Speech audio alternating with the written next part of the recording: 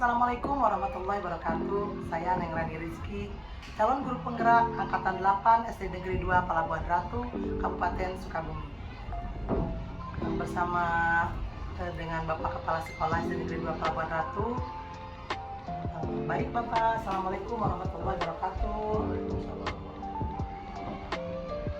Mohon maaf mengganggu waktunya Bapak. Begini Pak, saya ada tugas dari modul 3.1 untuk mewawancarai beberapa kepala sekolah, terutama kepala sekolah yang saya tempati sekarang dalam pengambilan keputusan. Bolehkah saya mengajukan beberapa pertanyaan kepada Bapak? Boleh.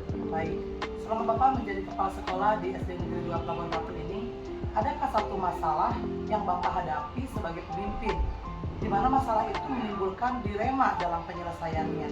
Jika ada, bagaimana cara penyelesaian masalah tersebut, Pak?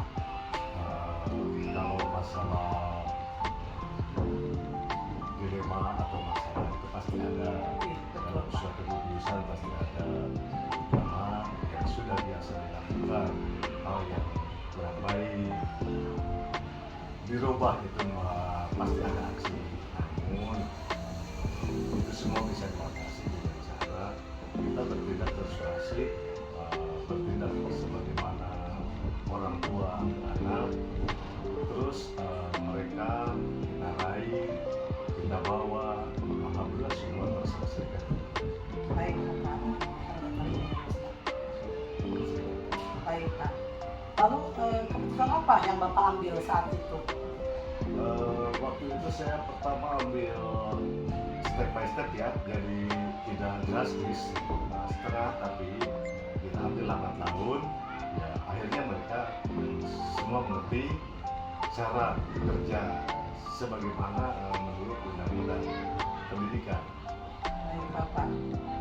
Dari apa yang Bapak sudah sampaikan tadi, menurut saya keputusan yang Bapak ambil sudah sangat solutif. Jadi ada beberapa dilema etika juga mungkin yang Bapak terapkan. Jadi bagaimana Bapak menjalankan pengambilan keputusan di sekolah, terutama untuk kasus-kasus di mana ada beberapa kepentingan yang mengandung nilai kebajikan, Pak? Itu tidak bisa diambil keputusan dengan sangat atau berdasarkan undang-undang yang ada, tapi kita ambil jalan secara kekeluargaan dengan tindakan baik. Insya Allah itu mereka mengerti dan alhamdulillah tidak ada masalah sampai penyelesaian bisa terselesaikan. Baik Bapak. Kemudian langkah-langkah Pak atau prosedur seperti apa yang biasa Bapak lakukan selama ini? Yang pertama kita dekati. Setelah dekat kita ngobrol. Setelah ngobrol kita berikan aturan. Setelah kita berikan aturan, kita juga evaluasi aturan. Baik Bapak. Selama ini Bapak sudah memberikan pengambilan keputusan pada kasus-kasus dilema ketika yang Bapak sampaikan tadi. Selanjutnya ada tantangan nggak Pak dalam pengambilan keputusan pada kasus-kasus dilema etika tersebut, Pak? Tantangan pasti ada, tidak ada yang tidak ada tantangan. Tapi kita ambil dan kita anggap tantangan itu adalah sebagai hal untuk menantang kita untuk menyelesaikan, dan segala tantangan itu menurut saya sampai saat ini belum ada tantangan yang benar. Jadi istilahnya hanya sedikit-sedikit kerikil, dan alhamdulillah dengan cara kekeluargaan kita bisa menyelesaikan semua. Ini mungkin yang Bapak sampaikan lebih kepada bagaimana Bapak cara penyampaian kepada rekan-rekan guru atau hal-hal yang harus diputuskan, mungkin itu ya Bapak ya, kepada bawahan Bapak intinya seperti itu ya. Mungkin secara spesifiknya ya Pak ya mungkin. Lalu Bapak ada nggak jadwal tertentu Bapak dalam penyelesaian kasus dilema etika itu? Apakah Bapak langsung menyelesaikan hari itu atau memiliki jadwal dan ada saat-saatnya gitu Bapak untuk menyelesaikannya, Pak? Penyelesaian tidak bisa drastis langsung, tapi itu kita memang ada jadwal ya. Yang pertama misalnya kita ambil dulu rapat secara umum. Setelah secara umum kita spesifik ketika kalaupun ada masalah, kita dulu yang bermasalah, ngobrol, dan itu rutinitas sampai masalah itu kelihatan menipis dan sampai tuntas. Luar biasa Bapak. Karena dalam keputusan pengambilan keputusan itu tidak mudah Bapak ya, jadi harus ada proses dulu penyelesaiannya.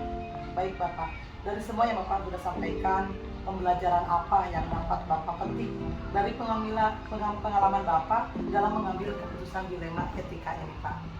Pembelajaran, dan memang sudah dalam hati, setiap insan, setiap manusia mempunyai karakter sifat yang berbeda, tapi semua mempunyai tujuan yang sama. Tinggal kita menjadi. Baik Bapak. Bapak terima kasih banyak atas waktu dan komunikasi yang baik yang kita lakukan hari ini. Mudah-mudahan menjadikan pembelajaran juga Bapak ya. Karena komunikasi, dengan berkomunikasi kita bisa menyelesaikan sebuah kehambatan yang tantangan juga Bapak ya. Jadi ketika kita bisa menyelesaikan dengan masalah dengan komunikasi, dengan pendekatan yang tadi Bapak sampaikan, berawal dengan ngobrol dulu gitu ya Pak ya, tidak langsung Bapak memberikan ultimatum gitu ya, begini gitu ya Bapak. Jadi dari awal dulu proses dulu yang sangat relevan mungkin bisa dilakukan gitu. Bagaimanapun tebalnya itu dilema etika apa yang Bapak sampaikan tadi, dari yang tipis jadi sampai menipis. Terima kasih banyak Bapak ya atas waktunya ya. Alhamdulillah Bapak sebagai pemimpin bisa memberikan keputusan, mudah-mudahan menjadi pemimpin teladan, bisa menjadi panutan untuk terutama saya Bapak ya. Saya banyak belajar juga Bapak sebagai motivasi untuk saya, dan mudah-mudahan saya minta doanya juga dalam pendidikan guru penggerak ini bisa berjalan lancar. Baik Bapak, assalamualaikum warahmatullahi wabarakatuh.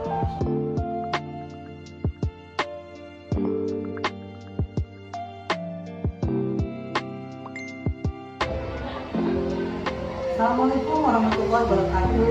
Saya Hendra Rizky, calon guru penggerak angkatan 8 SD Negeri 2 Pelabuhan Ratu, Kabupaten Sukabumi.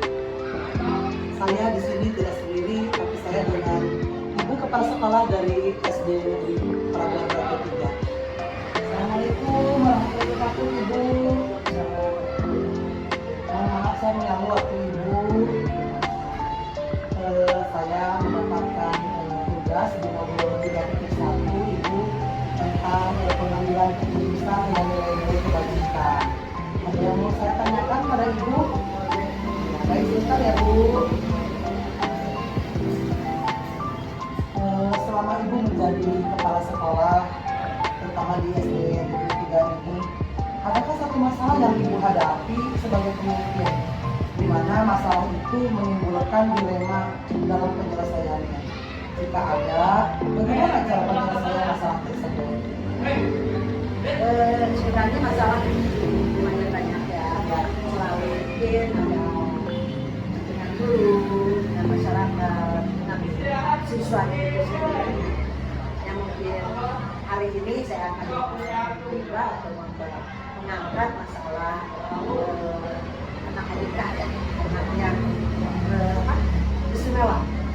Anak istimewa antaranya kemarin mungkin guru kelas 3 waktu itu sering berkeluh kesah mengadu hampir tiap minggu karena anaknya memang namanya anak yang berkebutuhan khusus, ada sayang yang kebetulan anaknya perempuan, dan anak tersebut tiap hari itu ada masalah saja dengan temannya karena kelihatannya anaknya itu ya kalau dibilang itu anak itu galak gitu ya. Jadi kalau ada masalah itu selalu mukulan,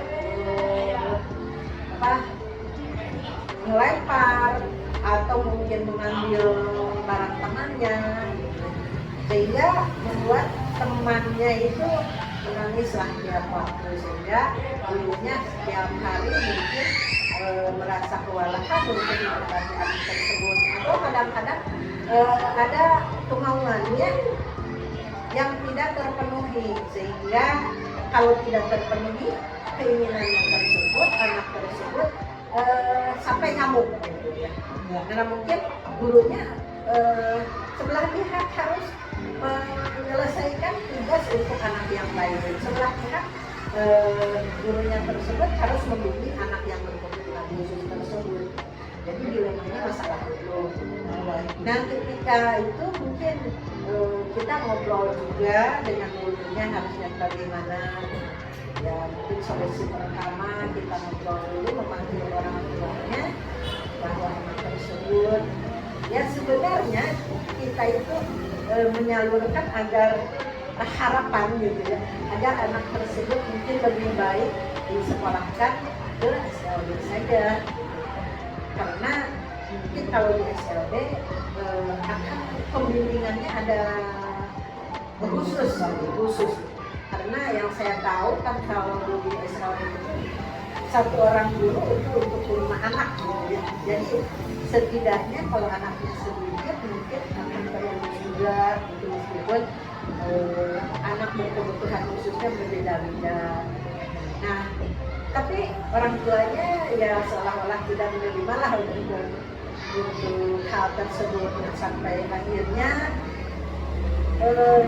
anak tersebut sampai ke akhir tahun ajaran, sampai kenaikan kelas. Anak tersebut kan sekarang aturan tidak boleh ada anak yang tidak naik kelas, meskipun berkebutuhan khusus. Kalau dulu kan ada setahun boleh naik, setahun tidak. Kalau dulu itu seperti itu. Kalau sekarang itu tidak bisa kan seperti itu. Dan makanya sekarang naik lagi anaknya itu ke kelas 4. Nah, sama ketika dulu yang sering curhat guru itu guru kelas 3 yang anak tersebut sekarang ada di kelas 4, gurunya itu sekarang gantian, gurunya yang guru kelas 4 sekarang gitu. Saya lihat kemarin itu mungkin ada gimana nih, sering ngobrol-ngobrol sampai dari tahun ajaran baru sampai ke sekarang ya sudah jadi semester mereka berkeluh kesah menghadapi anak tersebut. Kita panggil lagi orang tuanya, coba bu anak tersebut dibantu di dalam kelas ya. Disuruh ditungguin gitu di dalam kelas, maksudnya supaya tidak mengganggu yang lain. Ternyata kita mengambil solusi seperti itu, dan itu anak yang lain jadi ketika ke gurunya nggak kebagian nanya, jadi anak yang lain temennya itu nanya ke orang tua anak tersebut, malah jadi ramai, bahkan perhatian lebih ke orang tua tersebut gitu. Nah setelah itu ngobrol lagi dengan gurunya, saya udah gimana sekarang mah disuruh gurunya di luar aja, karena memang jadi terganggu juga kayaknya ketika orang tuanya masuk dulu. Jadi banyak anak-anak yang nanya gitu, bu ini teh gimana, harus gimana gitu, bukan ke gurunya nanya karena mungkin gurunya memang di kelasnya kelas 3 gurunya di kelas 4, jadi merasa kewalahan juga. Nah baru sampai di situ mulai permasalahannya dulu karena ada pertanyaan yang berikut. Dari permasalahan tersebut, apa keputusan yang ibu ambil? Ya sesuai mungkin permintaan gurunya juga mengatasi anak tersebut, kita ngobrol lagi dengan orang tuanya, harusnya gimana. Kemarin itu katanya diminta orang tuanya, kan kemarin ketika diminta suruh tungguin sehari 2 hari nungguin, kesananya nggak ada. Nah ketika ada masalah anaknya dalam kelas, mau di dalam kelas lah gitu ya, atau mungkin nangis atau mungkin ngamuk, orang tuanya nggak ada, jadi repot juga pihak sekolah ya. Ada satpam mungkin yang harus nganterin gitu. Nah disuruh gantian bapaknya, kebetulan suka bapaknya suka kadang-kadang. Nah mungkin sekarang ini karena sudah diberitahu seperti itu, ibu hari ini Pak, dan selanjutnya ibu harus standby di sekolah selama anak ada di sekolah, anak tersebut ibu juga harus ada di sekolah karena kami merasa kewalahan untuk mengatasi anak ketika ada masalah mungkin mengganggu temannya atau mungkin ngompol di kelas gitu, atau mungkin ada keinginannya yang tidak terpenuhi, misalnya minta jajan dan mau jajan, ketika diantar kan anak-anak ramai Iya. ngantar anak itu aja, kalau tidak diantar anaknya tersebut suka mabur, kalau sudah mabur kan Harus dalam pengawasan terus. jadi harus gimana? Sekolah itu kami itu mungkin tidak selamanya harus seperti itu, makanya orang tuanya harus menunggu, tapi tidak menunggu di dalam kelas itu keputusan sementara, solusi yang sementara seperti itu. Baik, keputusan yang sangat berat tentunya itu ya. Menurut saya keputusan yang sudah Ibu ambil sudah memberikan solusi terbaik. Mudah-mudahan sebagai orang tua yang bisa lebih mengayomi dan lebih tahu gitu ya bagaimana karakter anaknya bisa mengikuti karakter di sekolah. Baik Ibu, jadi bagaimana Ibu menjalankan pengambilan keputusan sekolah yang Ibu sampaikan tadi, terutama untuk kasus-kasus di mana ada dua kepentingan yang sama-sama benar atau sama-sama mengandung nilai kebajikan. Gimana Ibu? Ya, tadi itu jadi supaya anak nyaman, tidak terganggu yang lainnya, anak tersebut juga merasa tenang juga, ya. Terus ngobrol dengan orang tua karena ada masukan dari guru tersebut yang bilang sekarang meskipun belum, ya kalau dibilang 100% belum sampai ya, mungkin 70% pun masih belum ini gitu ya. Jadi mungkin perasaan kita mah Neng, kita teh harusnya orang tua yang mempunyai anak istimewa tersebut harusnya menyadari ya, menyadarinya kalau menyadari anaknya kadang dilawan ketika beliau ngamuk misalnya, itu sudah menyadari orang tuanya seperti itu. Kalau menyadari untuk menyekolahkan ke kebutuhan khusus ke SLB itu belum bisa, belum menerima. Kemudian ada komunikasi setelah itu teh komunikasi baiklah dengan orang tua. Mungkin hanya sekarang itu Bu sebenarnya nggak tahu ada stres dari itu anak tersebut, tapi makanya sekarang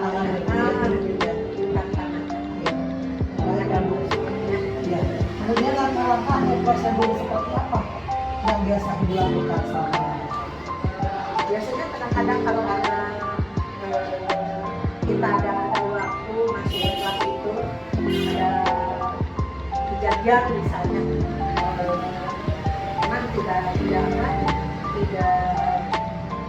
dibersihkan sama gurunya ya, paling juga kita nyuruh penjaga membersihkan, atau mungkin ketika anak itu kabur dari kelas minta bantuan ke penjaga supaya anak itu ada di mana sampai di mana. Tapi alhamdulillah tidak sampai terlalu jauh, paling 500 meteran pernah itu di penjara. Baik. Hal-hal apa saja yang selama ini Ibu anggap efektif dalam pengambilan keputusan pada kasus-kasus ini ketika seperti halnya tadi disampaikan Ibu memberikan masukan kepada orang tua, bagaimana solusinya kalau misalnya disepakatkan atau bekerja sama dengan psikolog atau misalnya dengan guru SLB gitu. Bagaimana cara berlaku? Kalau udah disampaikan seperti itu ya, ya keluhannya mungkin dari ekonomi. Kalau mereka datang ke psikolog ya sudah ada barang juga misalnya, bapaknya kan seringnya nunggu anaknya karena dia tidak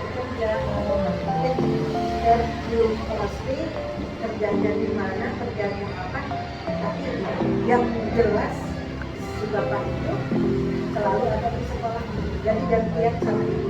Baik, tadi Ibu sudah mengatakan penyelesaiannya seperti apa kepada orang tua tersebut. Lalu jadwal untuk penyelesaiannya Ibu bahkan setiap hari Ibu selalu memantau sebagai Ibu kepala sekolah, memberikan arahan kepada orang tua juga guru, baik stakeholder yang ada di sekolah ini untuk menjaga anak tersebut. Jangan sampai seperti yang tadi Ibu sampaikan tak hilang atau kabur gitu ya Bu ya. Dan itu adalah sebagai bentuk dari penyelesaian yang Ibu lakukan, yang Ibu lakukan. Pernah kita masuk ke kelas itu ya, saya pindahkan duduknya di paling depan, anaknya duduk di paling depan, terus kita mengadakan permainan, ternyata dengan permainan suka gitu, jadi anaknya nggak mau keluar, nggak minta keluar, nggak minta jajan, juga nggak mengganggu yang lain. Jadi memang ketahuan anak tersebut senang dengan bermain. Oh iya, berarti kita selingi aja dengan SPP. Iya, ya. iya. Jadi supaya minat dan daya belajar. Ketika itu nih ada dari apa, dari yang dari Jogja ya, para Indonesia. Oh yang sistem itu ya? Sistem itu kan di sini Dilibatkan anak tersebut. karena ya, anak itu kan ada banyak permainan, ternyata memang besar Bu, ternyata anak ini seperti ini. Oh iya, Iya. ini benar ya waktu Iya. seperti itu. Jadi anak tersebut memang harus belajarnya itu dengan permainan. Ya, Jadi tidak boleh tok belajar. Ya betul. Karena memang pada dasarnya anak-anak itu senang dengan dunia bermain gitu ya. Karena kita sebagai pemimpin sepanjang hayat dan kita memberikan yang terbaik untuk anak-anak kita. Baik Ibu, dari apa yang sudah Ibu sampaikan, pembelajaran apa yang Ibu petik dari pengalaman Ibu mengambil keputusan di rumah etika ini?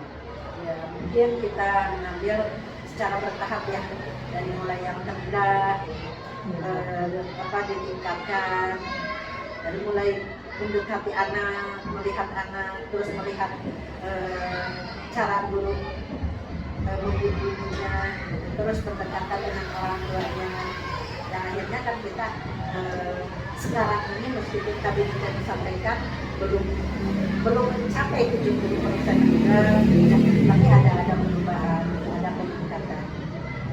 Baik Ibu, terima kasih banyak dengan waktu yang sudah diberikan kepada saya.